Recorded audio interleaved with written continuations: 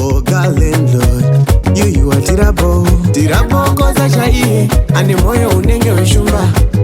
Oga yeo, oga. Daro taxi. Achongwe. Good one. Pacific. Ayo. Please kakwete stone.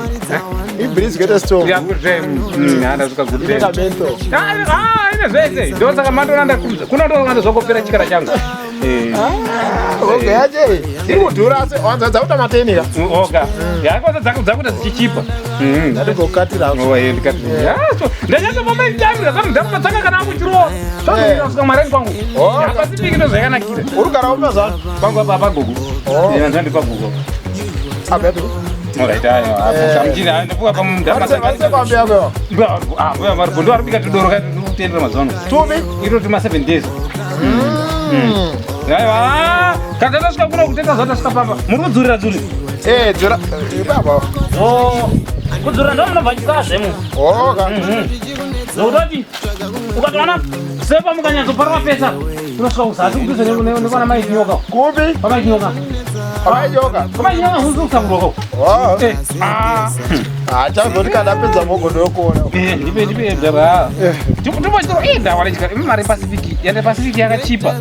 Yachipa bazari yachipa. Pacific yakachipa ngotirira mwana. Ngoti tenbond yachindonetsa kuwana. Ndafapo. Vavangu. Ayo kama ndidhura ndogona nda. Okay. Pasara pakadzana apa mosquito kuno.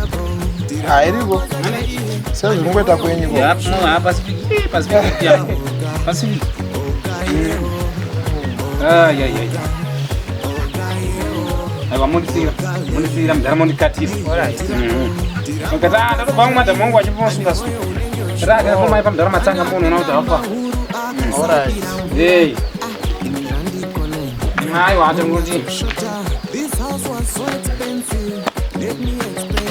Saka munhu baba. Ndokusirana kwacho.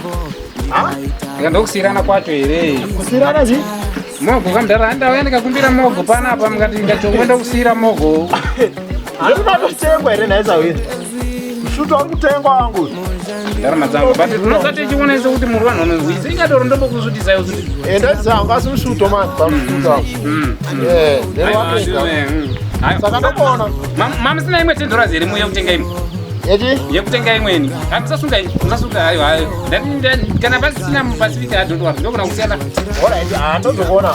Alright, ndarama dzangu. Okay. Musazokanaka. Naenda kutangira imwe. Handitika. Pacific. Alright, ndarama Pacific. Saka. Kati mazihobi senge gudo.